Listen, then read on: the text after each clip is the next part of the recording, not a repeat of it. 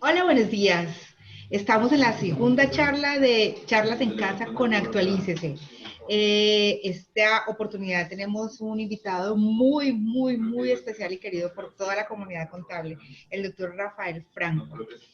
Vamos a hablar acerca de cómo el COVID rompe con las teorías del bien común. El doctor Rafael Franco es contador público, es magíster en Administración Económica y Financiera, autor de 27 libros, ex miembro del Consejo Técnico de la Contaduría Pública y actualmente miembro del Tribunal Disciplinario.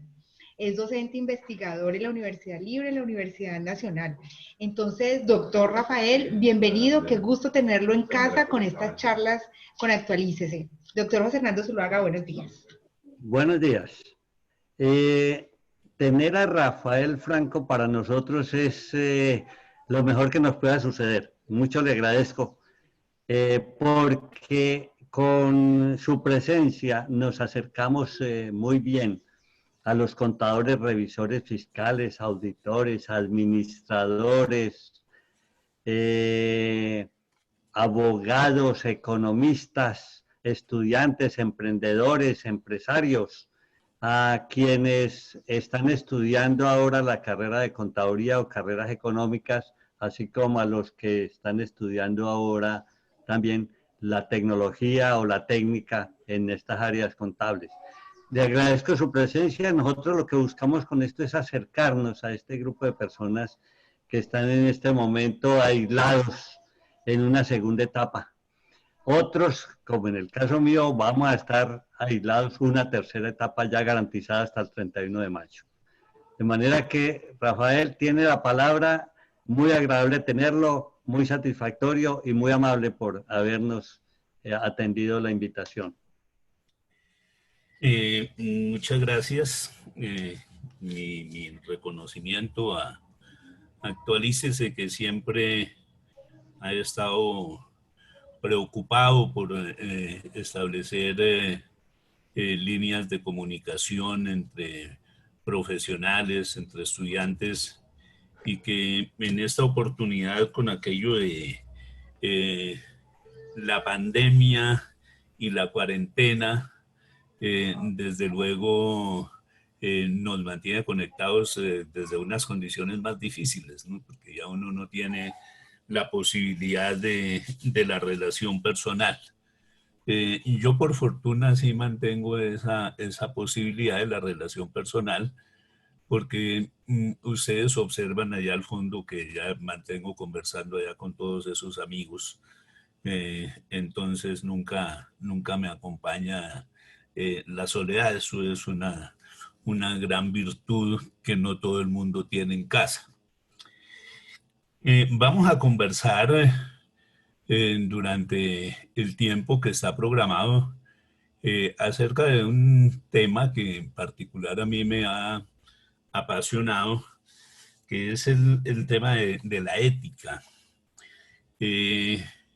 Muy recientemente hice una conversación sobre los conflictos entre la ética del bien común y la ética del egoísmo.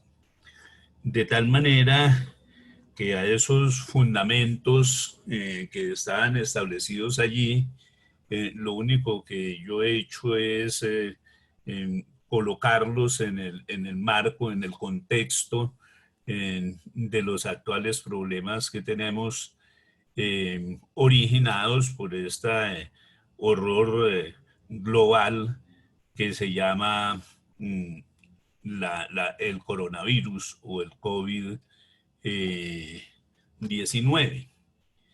Yo voy a apoyar mi exposición en un cuadrito. No voy a utilizar más que un cuadrito para que no nos vayamos a dispersar mucho. Voy a tratar de desarrollar los contenidos que están expuestos en esta matriz. No, ustedes observarán que siempre hay como bastante información. Trataré de lograr desarrollar toda esa información, relacionando dos asuntos, unos objetos de análisis que voy a tomar y que están constituidos por las instituciones financieras, entendidas dentro de las instituciones financieras nacionales y las instituciones financieras internacionales. Las grandes empresas, una que me preocupa a mí de manera muy, muy especial, que es las microempresas, el sector de la salud, una enunciación a lo que se consideran los sectores más vulnerables y algunas reflexiones finales sobre el problema de la democracia. Y esto lo vamos a mirar alrededor de unos factores de éxito, unos factores de análisis. Serían la economía, la sociedad o el componente social de la política estatal, las políticas públicas y la ética que está asomando en términos de los valores que aparecen como orientadores de las prácticas humanas. Iniciemos entonces.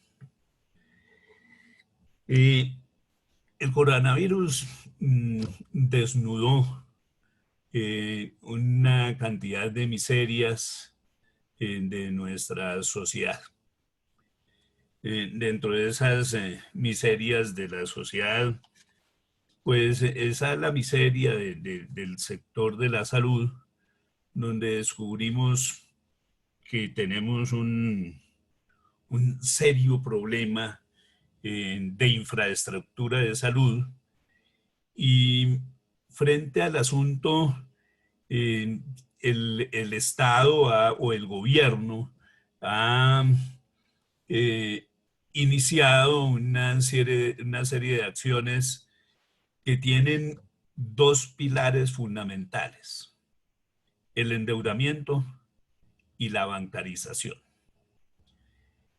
Se requieren llevar recursos a los sectores vulnerables, y se pretende que esos recursos hacia los sectores vulnerables tienen como presupuesto la idea de que todos los colombianos están bancarizados.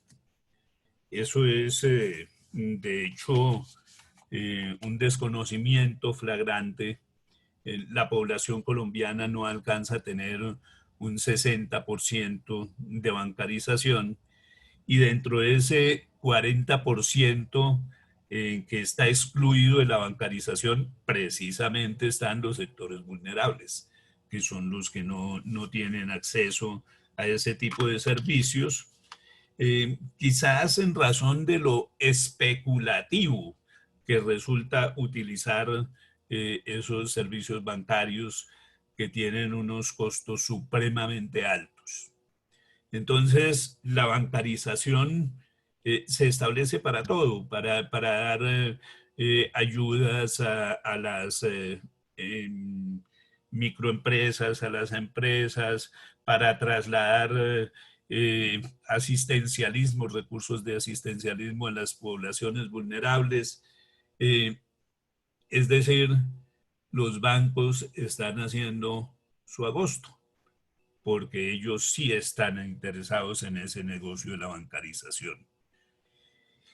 El otro asunto que tiene que ver con esas instituciones financieras es el endeudamiento. Entonces, lo que se ha planteado en términos de endeudamiento por parte del Estado es un endeudamiento local con la banca privada, que por supuesto todo el mundo sabe que no es gratis, o un endeudamiento con instituciones internacionales como el Banco Mundial o el Fondo Monetario Internacional, que también, como todo el sector financiero, están listos para cubrir esos requerimientos de crédito desde luego con las adecuadas tasas de interés. Y a nadie le cabe duda de que se necesitan recursos, pero uno se pregunta por qué se piensa tan distinto cuando se trata de administrar al Estado a cuando se trata de administrar los recursos familiares. ¿Por qué a las familias las instruyen para que se consuman sus cesantías y sus ahorros, pero el Estado es incapaz de apelar a sus ahorros? El Estado tiene unos recursos, más de 50.000 millones de dólares en banca internacional, con tasas de interés que no alcanzan el 1%, pero prefiere, en lugar de utilizar esas reservas internacionales para solucionar nuestros problemas actuales, apelar al crédito con tasas que se irán a mover entre el 9 y el 11%. Me parece que hay un mal negocio para el país, un buen negocio para la banca. Es decir, nosotros aquí vemos que se avanza en ese mismo camino de someternos a la voluntad del sector financiero, a la dictadura del sector financiero, y eso va a tener unos efectos sobre la sociedad. Van a existir muchos excluidos de las políticas públicas orientadas a solventar este tipo de problemas, porque son una gran cantidad de individuos que no se encuentran bancarizados. Y en segundo lugar, lo ya anunciado por el señor ministro de Hacienda, de que para efectos de pagar esas deudas originadas en la pandemia, habrá que realizar una nueva reforma tributaria. Nosotros conocemos que las reformas tributarias, básicamente desde el Consenso de Washington, tienen una perspectiva que es disminuir la tributación empresarial, aumentar la tributación de las personas naturales, es decir, excluir de la tributación al capital y colocar la tributación fundamentalmente sobre el trabajo. El señor presidente, en una intervención reciente, no sé si anoche o esta mañana, declaró con plena certeza que no es hora de hablar de reformas tributarias. Bueno, eso nos dijeron el año pasado con ocasión de los paros de la ciudadanía, que no existían reformas tributarias, que no existían reformas pensionales, que no existían reformas laborales, pero ahí están los proyectos. Con esto el asunto es lo mismo, es decir, el presidente puede decir que no, pero parece que no es el que ejerce el poder, que ya hay un planteamiento en relación a generar una reforma tributaria para fortalecer el ingreso público y utilizar ese nuevo ingreso público para el servicio de la deuda que se va a adquirir. Y uno se pregunta, ¿por qué? Absolutamente no veo necesidad de hacer una reforma tributaria para organizar este problema. En primer lugar, por lo que yo he planteado, de que los recursos se pueden obtener por vías distintas al endeudamiento. Pueden ser trabajos de traslados presupuestales, por ejemplo, del sector defensa al sector salud, o a otros sectores que lo requieran. Puede ser por la vía de la utilización de las reservas internacionales, puede ser por la vía de la congelación del servicio de la deuda, que es una política internacional que muchos están buscando. Pero el otro asunto es que el Estado no se va a gastar un peso de sus propios recursos en la solución del problema, porque todo lo está haciendo es a partir del otorgamiento de créditos. A las empresas y fundamentalmente a las microempresas lo que le han dicho es, nosotros les damos créditos, por ejemplo, para que paguen las nóminas. Entonces, ¿para qué van a hacer una reforma tributaria? Para servir una deuda que se va a utilizar en el otorgamiento de créditos que van a tener que ser pagados por las empresas. Son inconsistencias de la política pública que a uno le quedan como bastante sospechosas y que puede empezar a observar que en últimas lo que hay es una política pública de proteccionismo del sector financiero que conduce a que desde el punto de vista de ética se utilicen todas las pérdidas y la miseria social para generar una acumulación de ganancias por usura en ese sector financiero. El triunfo de la ética del egoísmo. Egoísmo viene de ego.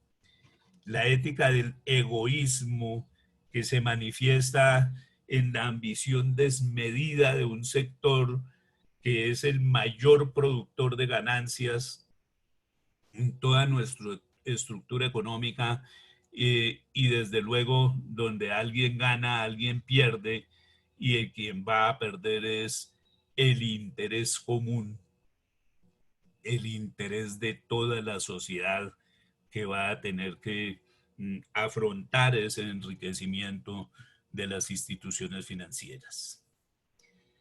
¿Qué hay en relación con las grandes empresas? Las grandes empresas permanentemente son objeto de beneficios fiscales. Las últimas reformas tributarias le han otorgado enormes beneficios fiscales a las grandes empresas.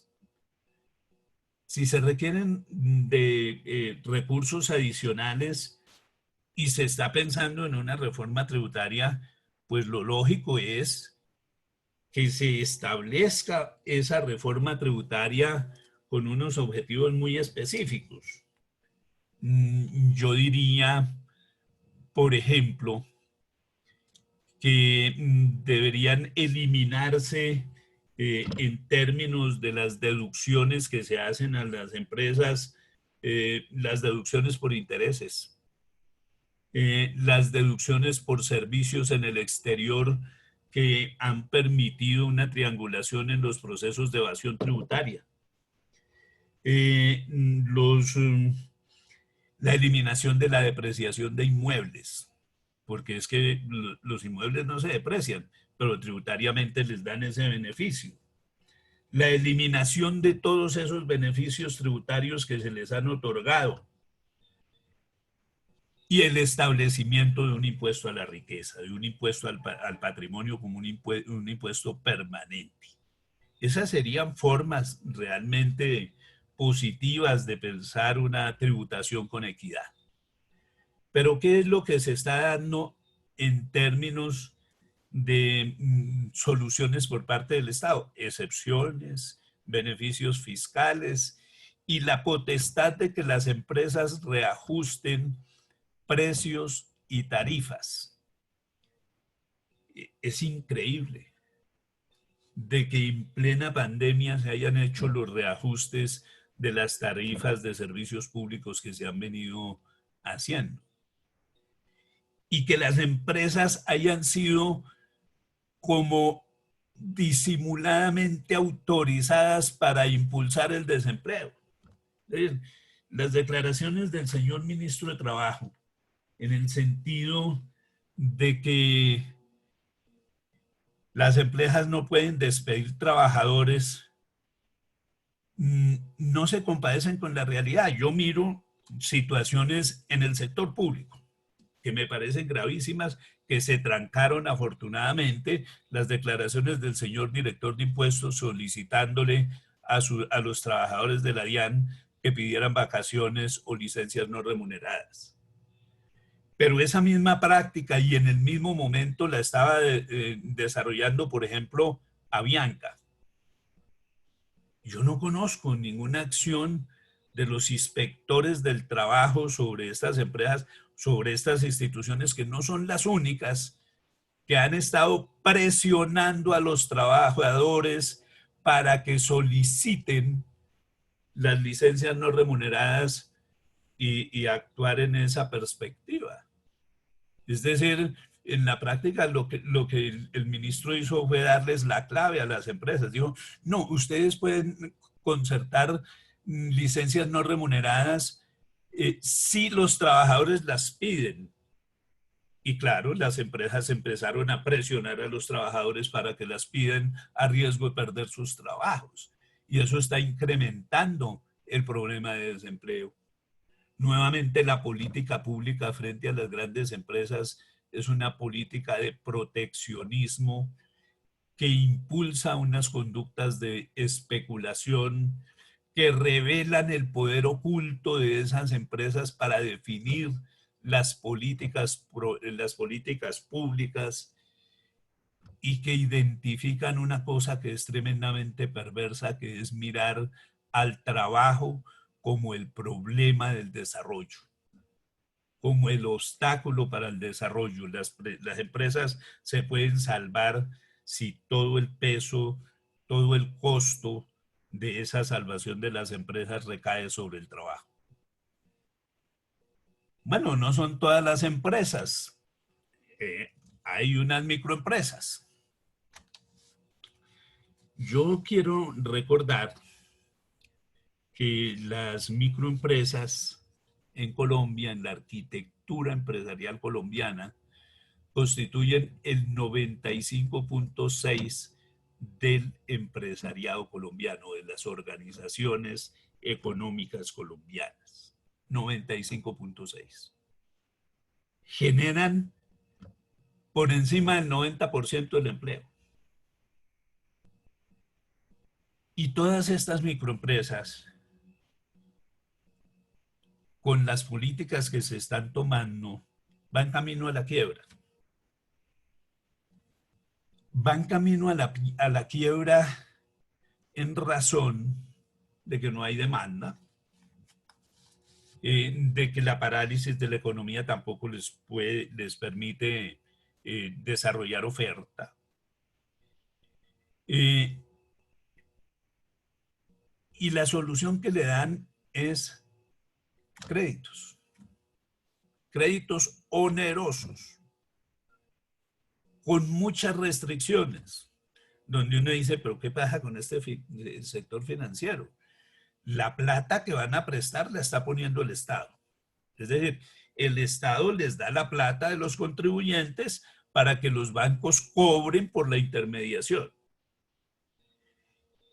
¿Cuál va a ser el impacto de eso sobre las microempresas? La elevación de sus costos en términos de costos financieros. Y esos costos financieros se van a reflejar, desde luego, en mayor número en mayor nivel de precios, porque las empresas tienen que recuperar su inversión, y eso nos va a declarar un requiem por los emprendedores. Los emprendedores trabajan con mucha dificultad, son el sector fundamental de la microempresa. Los emprendedores no tienen más recursos. Lo que tienen es demasiados requisitos para el ejercicio de sus emprendimientos. Yo participaba en algún evento de emprendedores en la Universidad Nacional el año pasado, un congreso de emprendedores, y ellos decían, es que a nosotros nos tienen llenos de requisitos inútiles. A nosotros, ¿para qué nos piden normas contables? A nosotros la contabilidad financiera no nos sirve para nada. Nosotros necesitamos es una contabilidad de gestión, pero nos quieren obligar con contabilidad financiera que cuesta. Y eso es innecesario para nosotros. Requisitos tributarios, requisitos sobre permisos, enormes cantidades de cosas. Y no se mira sobre ese sector cosas que podrían ser mucho más interesantes, sino que a ellos les dicen, mire, nosotros les damos crédito con la plata de los contribuyentes para que los bancos ganen en las tasas de intermediación y ustedes, pues apenas pase la crisis fundamental, no la crisis total, porque esa se va a prolongar varios años, entonces nos van pagando y ustedes defiéndase en la libre competencia. Y esta es una de las contradicciones más graves que yo encuentro en las políticas públicas. Para el sector financiero y las grandes empresas, proteccionismo, pero para las microempresas, las leyes del mercado. Ningún tipo de proteccionismo. Aquí nuevamente encontramos el trabajo como víctima. Esto está disminuyendo sustancialmente los mercados laborales. Está haciendo crear geométricamente el crecimiento del desempleo.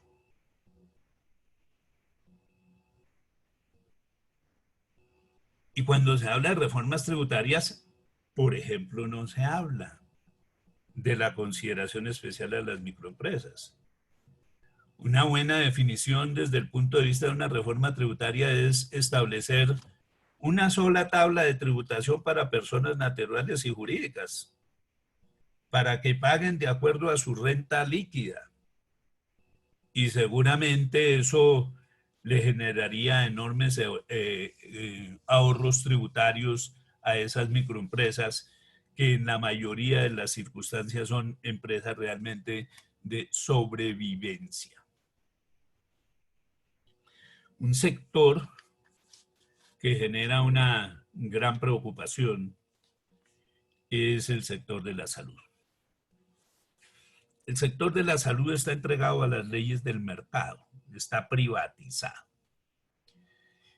Se destinan una gran cantidad de recursos del tesoro, es decir, aportados por los contribuyentes, que para solucionar los problemas más urgentes de la estructura del sistema de salud y se los trasladan a las instituciones financieras que se conocen como EPS, porque las EPS no son entidades de salud, son instituciones financieras, instituciones que intermedian la prestación del servicio administrando las contribuciones que entregan trabajadores y patronos para financiar el sistema y quedándose con una buena tajada de esos aportes. Y es a ellos a los que les mandan los recursos. Los recursos no llegan a las IPS, pero sobre todo no llegan a los trabajadores del sector salud. Lo que oye uno a través de las noticias es tremendamente deprimente. Hospitales donde deben los salarios a los médicos y enfermeras desde el año 2013. Le están debiendo 7 años de salarios en los casos más extremos. Y bueno, salarios es un decir, porque en esto y las leyes de mercado, las IPS, sobre todo las privadas, pero también las públicas, porque es que en esos procesos de deslaborización de los servicios, el sector público ha jugado un papel de liderazgo, de salarización del trabajo. A los médicos, a las enfermeras los han obligado a constituirse como SAS para liberarse de toda responsabilidad en términos de seguridad social por parte de las instituciones prestadoras de salud. Y eso genera problemas terribles. El médico se constituye SAS, es decir, él es su propio empleador. Quienes tienen la obligación de dotar, pues son los empleadores. Dotar, por ejemplo, de todos los equipos de bioseguridad, son los empleadores. Pero como el médico es su propio empleador, entonces le entregaron al médico la responsabilidad de financiar toda su seguridad biológica, los equipos de seguridad biológica. Y lo dicen con cinismo. Es que eso es obligación de los médicos, que están devengando unos salarios que no llegan a 2 millones de pesos cuando un solo equipo, que además tiene el carácter de ser desechable, supera los 300.000 pesos el costo. Eso es una situación absolutamente insostenible. En Colombia, el Estado y las instituciones privadas están sacrificando a los cuidadores, a nuestros cuidadores, a los médicos, a las enfermeras, a todo el personal de apoyo. Y le entregaron todo esto a las leyes del mercado mediante el proceso de privatización, lo que genera desviación de los recursos que se mandan y una cosa que está resultando supremamente curiosa. Lo que están logrando los hospitales en términos de dotación no depende de la participación del Estado, de la financiación del Estado, sino que depende de la caridad pública, de las donaciones, donde uno encuentra además cosas que darían como para un proyecto de investigación. ¿Por qué las grandes empresas entregan sus donaciones a organizaciones privadas de salud y no a las organizaciones públicas? Ese es un dato curioso sobre el cual podríamos entrar a mirar, a ver si de pronto es que esas grandes empresas tienen intereses en esas instituciones prestadoras de salud, porque es tremendamente curioso que esas donaciones se dirijan hacia allá. Y lo poco que se está haciendo en dotación de IPS se está haciendo es a través de la caridad, de la solidaridad, de la gran iniciativa de las entidades educativas y de algunas instituciones privadas que están demostrando que somos capaces de producir lo que necesitamos con todas esas invenciones de infraestructura para los servicios, para la prestación de los servicios médicos en las universidades con producción de algunas instituciones industriales. Pero como aquí no hay ningún estímulo a la industria, en este momento lo están haciendo por la emergencia, pero porque la producción de respiradores lo están haciendo por la emergencia, pero no porque aquí exista una política pública de promoción del desarrollo industrial. Y vayamos a los sectores vulnerables. Allí lo que nosotros encontramos básicamente en términos económicos son ayudas para inmigrantes y un asistencialismo selectivo. Uno queda sorprendido y voy a iniciar con esto. Hay una cantidad de reclamos a través de las redes de que qué pasa con los migrantes, con los venezolanos que están viviendo en la calle, si eso se le puede llamar vivir, que se dan caminatas por allá desde la frontera con el Ecuador, desde Ipiales hasta Cúcuta o hasta Arauca, para tratar de regresar a su país y que aquí no tienen respaldos especiales. Cuando es de dominio público que distintas organizaciones internacionales y países extranjeros han dado millones de dólares, centenares de millones de dólares para financiar una actividad humanitaria con esos migrantes. Y entonces la explicación del gobierno es que el Instituto de Bienestar Familiar ha protegido a los niños, que el presupuesto de educación les ha dado acceso a los niños migrantes. Pero eso es el presupuesto normal de la nación, por Dios. ¿Dónde está el dinero de las ayudas? Y hemos empezado a saber dónde está el dinero de las ayudas. En la financiación de la oposición política al gobierno de Venezuela. Inclusive financiación que parece haber sido destinada a la utilización a la adquisición de armas para la oposición, como se deriva de la famosa extradición del general que dijo, no, yo compré, fue armas, yo no estaba en el narcotráfico, yo estaba en el mercado de armas para ir a defender la democracia. Esa ha sido la verdadera destinación de las ayudas internacionales para el problema de migrantes. Y vienen a decir que no, que el gobierno la está gastando a través del bienestar familiar, a través de las instituciones educativas. Pues si ese es el presupuesto normal de la nación. Ese no es la aplicación de los recursos que fueron recibidos con la destinación específica de solidaridad con los migrantes. Hemos descubierto que existe una gran cantidad de poblaciones invisibles que no estaban en los cálculos de nadie.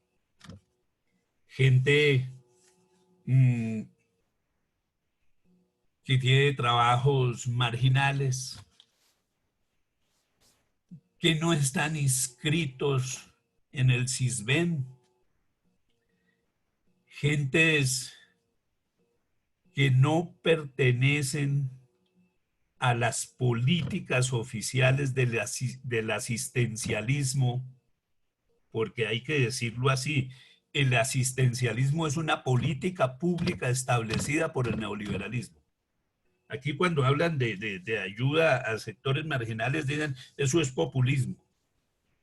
Pero el asistencialismo es una política pública del neoliberalismo.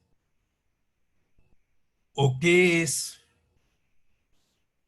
esa financiación que de manera permanente se le entrega a algunos grupos marginados como Familias en Acción, Jóvenes en Acción y algunos sectores de la tercera edad?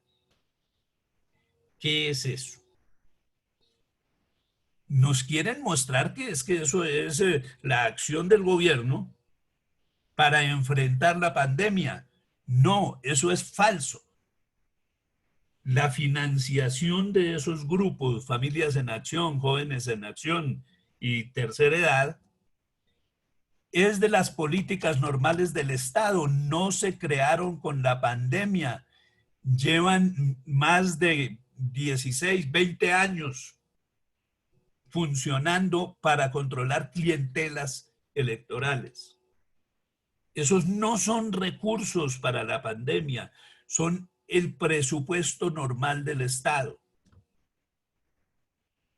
Pero lo están disimulando como si fueran recursos para la pandemia para mostrar que el Estado sí está aportando recursos en esa perspectiva.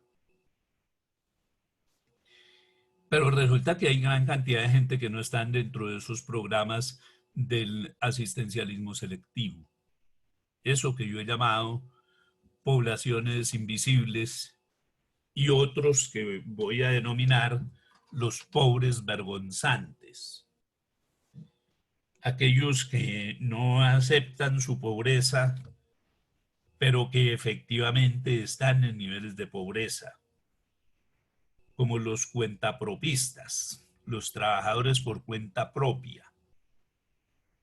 que no se estaban quejando, que ellos en términos, contratos de construcción, el manejo de algunos negocios de carácter comercial o artesanal, o el ejercicio de profesiones independientes, que en ese momento también está pulverizado. Entonces, esos también son pobres vergonzantes. Ellos también necesitan asistencia.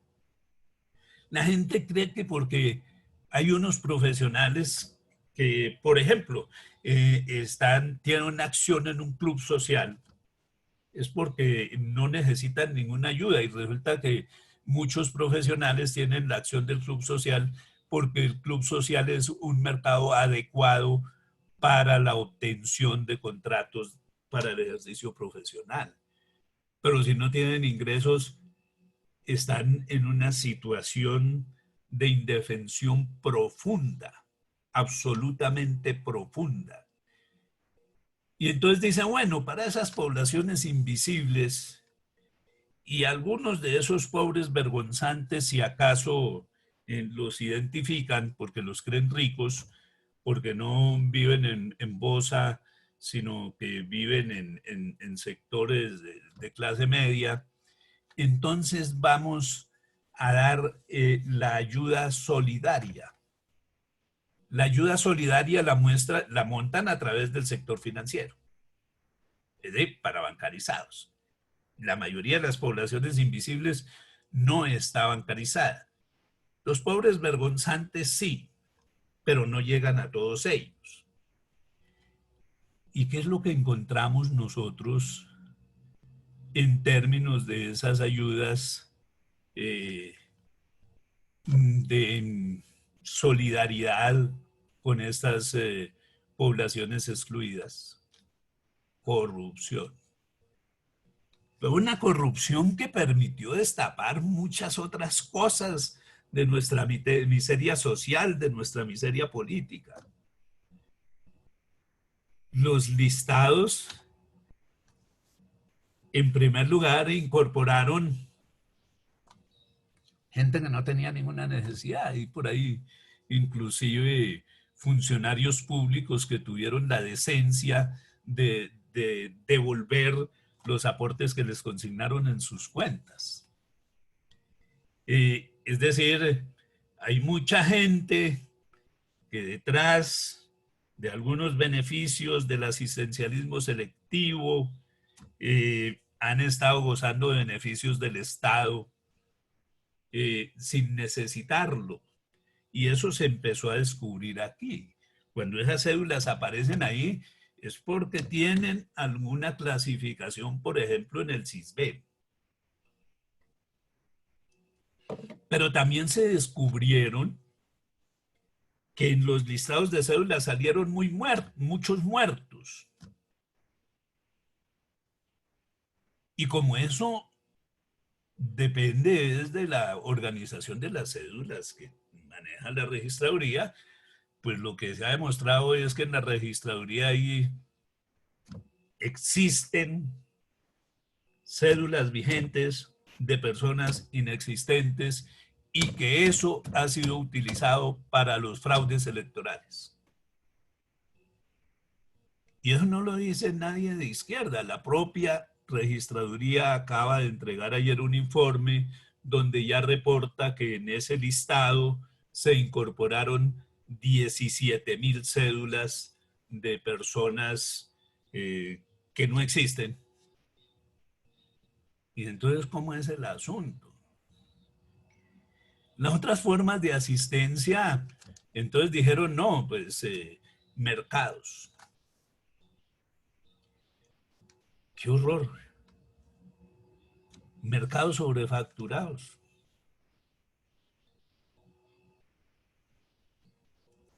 Se han hecho un poco de denuncias, pero mire que esas denuncias son tremendamente débiles en términos de las estimaciones que hacen.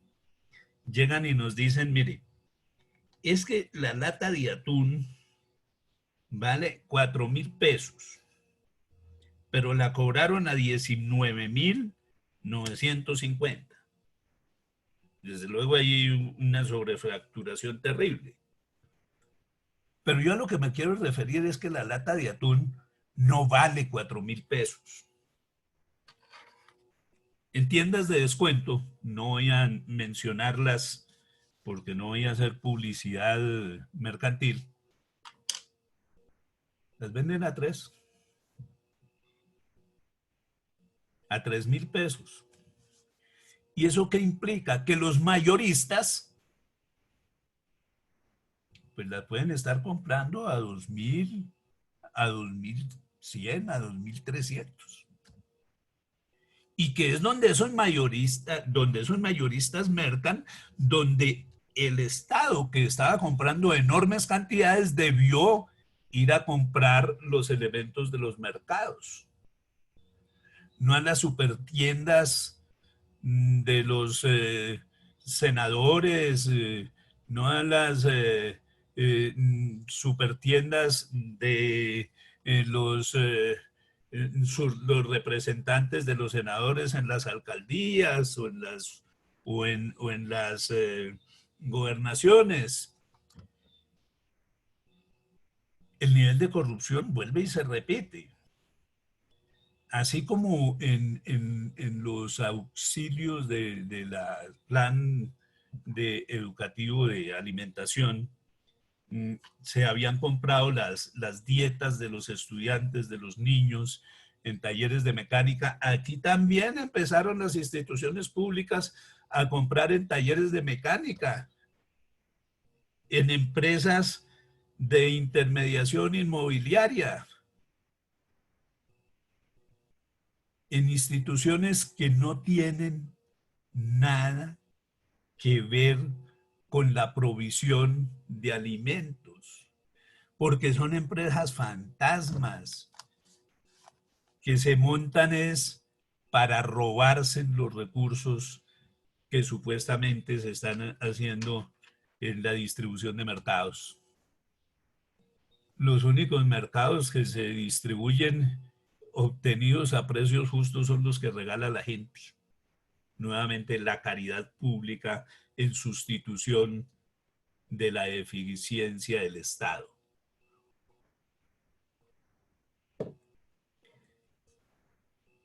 Afrontamos un enorme déficit de vivienda, ahí queda claro. No se veía. No habíamos entendido que figuraba eso del pagadiario en vivienda.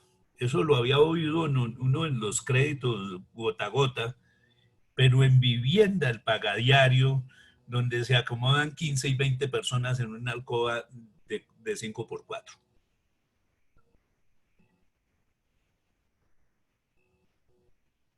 Y eso no se está solucionando. Frente a eso, pues poner un campamento de carácter provisional como que no es estar mirando las cosas con una perspectiva de carácter social. Entonces le dicen a la gente, no, ustedes lo que tienen es que cuidarse. Para eso, aislamiento social, no salgan de su casa. Y báñense las manos, báñense las manos. Pues yo tengo un datico aquí que me dice que en Colombia hay 6 millones de personas que no tienen acceso a redes de alcantarillado y 5 millones de personas que no tienen acceso a agua potable. Entonces, ¿cómo es ese asunto? ¿Cómo vamos a manejar nosotros ese asunto de el acceso a los servicios públicos? ¿Cómo nos bañamos las manos en La Guajira, en el Chocó? Si ni siquiera a eso tiene acceso, y estoy hablando de 10 de una proporción de la población del 10%, de la población total del país. El problema de la conectividad a los servicios de Internet. Entonces dije, no, la educación la vamos a hacer por medios virtuales. ¿Qué proporción de la población, sobre todo de aquella población de sectores vulnerables, los que utilizan la educación pública, tienen acceso a Internet y tienen hardware para poder realizar sus actividades por Internet? Si no tienen computadores en las escuelas públicas, pues mucho menos los tienen las familias de los niños que estudian en las escuelas públicas. Y si alguna familia de esas llega a tener un computador, pero tienen 4 hijos, y además tienen que trabajar por Internet, y nos dimos cuenta de otra cosa horrorosa: los niveles tecnológicos del desarrollo de las telecomunicaciones en Colombia es lamentable. No tenemos capacidad, no tenemos banda para responder a las demandas. Y de paso, con respecto a todas estas poblaciones, se está tomando impulso una propuesta de un gran egoísmo, de una gran avaricia, de que para que las empresas salgan de los problemas, entonces hay que reducir los salarios. Presidente de FENALCO diciendo que hay que disminuir los salarios al 50%, como si nosotros tuviéramos los niveles salariales. Aquí los salarios son de subsistencia, no alcanzan para la subsistencia. Pero claro, en el gobierno de pronto trabajan con las estadísticas de la OCDE, que aseveró en el año 2017 que el ingreso per cápita en Colombia es de $13.500. Algo así como unos 40 millones de pesos. Eso no es cierto. Eso está como los panaderos de 2 millones, los empleados de panadería de 2 millones. Eso no existe. Lo que existe en Colombia en relación con el salario es una situación tremendamente lamentable. La población económicamente activa que hay en el país es de 32 millones de personas. De esas 32 millones de personas tienen acceso a lo que se ha llamado la Organización Internacional del Trabajo, empleo decente, tienen acceso 8 millones de personas. Lo cual quiere decir que 24 millones de personas son subempleados, son rebuscadores, así se llaman, profesionales independientes. No están en los sistemas de seguridad social. Y esa es una cantidad enorme de personas a las cuales no se está llegando. Nosotros tenemos un problema muy serio con la organización del trabajo, un problema donde uno de los máximos responsables es el Estado, que fue el que más impulsó las nóminas de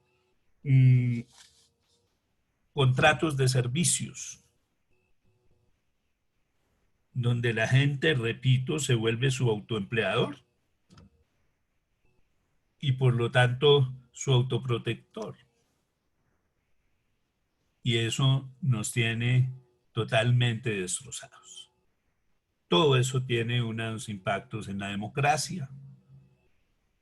Estamos adoptando un modelo muy extraño, un neoliberalismo local, porque aquí para enfrentar la crisis sí dejó de existir la globalización. Ahora la crisis es un problema del Estado soberano, es un problema inclusive de las regiones soberanas en contra del Estado soberano. Es una crisis profunda de las organizaciones democráticas que siguen promoviendo la desigualdad y la exclusión y que han generado unas tentaciones y unas prácticas tremendamente problemáticas y peligrosas. La tentación al totalitarismo, declarar el servicio social obligatorio para los profesionales de la salud. Ustedes tienen que estar disponibles en restricción de todas sus libertades y disponibles sin las garantías necesarias para enfrentar la pandemia. Eso es una acción de totalitarismo y no es la única. Y el otro problema es la sociodicea, la sociedad de la mentira. A nosotros no nos están diciendo las cosas que pasan. Se aplanó la curva. ¿Qué hicieron para aplanar la curva? Disminuir las pruebas. Ahí están las estadísticas, donde en la última semana se han venido disminuyendo el número de pruebas realizadas. Y con base en eso dicen que se aplanó la curva. No, se aplanó la curva de las pruebas, no de los infectados. Nos están mintiendo. Nosotros en este momento no sabemos cuál es la dimensión de la pandemia en Colombia. Y sobre esas dos prácticas, totalitarismo y sociodicea, nos están montando una democracia de mercado, que es una democracia del egoísmo, donde la democracia está soportada en leyes del mercado de los votos, de la financiación de campañas para designar representantes de intereses empresariales o de intereses delincuenciales, que son los que van a establecer las normas de convivencia en el país. Me parece que nuestra situación es altamente problemática, que estos retiros a que estamos entregados deberían de servirnos para realizar un análisis mucho más profundo de esta economía, de esta sociedad, de esa estructura del egoísmo que prevalece sobre el bien común. Muchas gracias.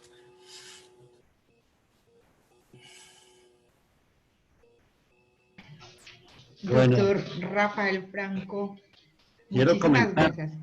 Ajá. me parece extraordinaria la denuncia expresada en forma clara, incisiva, con evidencias conocidas y que nadie expresa. De manera que me parece muy importante este tema y como lo ha tratado, y esa terminación en donde dice que debemos estar en retiro, no aislados ni, sí, no en aislamiento, sino en retiro, me parece muy importante. Rafael, muy buen tema y como lo enfocó y como lo trató. Muchas gracias. Y muy importante la acción de tu empresa al permitir que todo este tipo de ideas se promuevan y que se pueda hacer invitaciones a la gente, a la profesión y más allá de la profesión, porque esta información está llegando a muchísima gente. Yo no sé cuánta, pero sí sé que a muchísima gente, y eso va a permitir que hayan discusiones, que hayan reflexiones y que la gente empiece a mirar la posibilidad de construir soluciones. Listo, doctor Rafael Franco, pues qué gusto escucharlo. Las reflexiones que hacen son muy profundas y reales. Finalmente, la información que nos llega sesgada, amañada. Creo que puede generar una falsa tranquilidad incluso en la población. Pero rico que usted pueda tocar estos temas con la seriedad y la rigurosidad de un profesional investigador tan respetado en Colombia. Entonces, pues muy rico. Muchísimas gracias, doctor, por tocarlo de esa manera. Sí, yo quisiera, me dio por mirar aquí el chat Ujú. y veo que hay como recurrentes chats que estaban planteando que no lo vieron completo, que cómo hacen para verlo completo, que cómo se podría difundir. Y entonces a mí me gustaría pues que ustedes le comentaran a la gente esa posibilidad, ¿no? Listo, bueno, a todas las personas que están en este momento en Zoom, les comento que esta conferencia queda grabada, esta charla queda grabada en Facebook, en nuestra página de Facebook. Y en horas de la tarde queda en nuestro canal de YouTube y lo pueden compartir con quien quieran. Nuestro canal de YouTube es Actualícese Video. Doctor Rafael Franco, si usted quiere, en la tardecita le compartimos a usted mismo el enlace de YouTube para que usted haga también lo replique dentro de sus contactos, los que le están preguntando. Pero queda grabada en nuestra página de Facebook y en horas de la tarde queda en el canal de YouTube. Bueno, muchas Carolina, gracias. podíamos informar que tenemos mañana, en las horas de la mañana, 9 y 11. Listo, sí, señor. Entonces, tenemos mañana, vamos a tener a el doctor Danilo Lugo. El doctor Danilo Lugo está en Estados Unidos y nos va a hablar de la responsabilidad legal y penal del profesional financiero en el combate con el lavado del dinero y la financiación del terrorismo. A las 11 de la mañana tenemos al doctor Harvey Rincón Ríos. Nos va a hablar acerca del derecho penal tributario aplicable en esta temporada del COVID-19. Entonces estaremos compartiendo el enlace justo en el momento en que unos minuticos antes de iniciar la transmisión. Entonces, doctor Danilo Lugo de Estados Unidos y el doctor Harvey Rincón, abogado penalista. Esta es la programación para mañana. Todos cordialmente invitados a estas charlas desde casa. Gracias, Rafael. Muchas Me gracias. gusta saludarlo. Gracias, doctor Rafael Información. Franco. Gracias. Muy rico. Bueno, entonces a todos los esperamos mañana. Acuérdate que quería hacer un comentario. Sí, Rafael, dígame. ¿cómo me parece que de nuestros panelistas, que ya van como 38, yo hacía una buena cantidad de años, no veía por lo menos de esos a 20, de manera que he tenido esa forma de comunicarme con unos panelistas muy amigos, pero que no había vuelto a ver en mucho tiempo. A ustedes muchas gracias. Bueno, muchas gracias. Bueno, doctor, muchísimas gracias a todos los que están aquí con nosotros. Recuerden que la pueden replicar, la pueden compartir, ver cuántas veces quieran y que los esperamos mañana en estas charlas en casa con Actualícese a las 9 de la mañana y las siguientes a las 11 de la mañana. Chao, chao.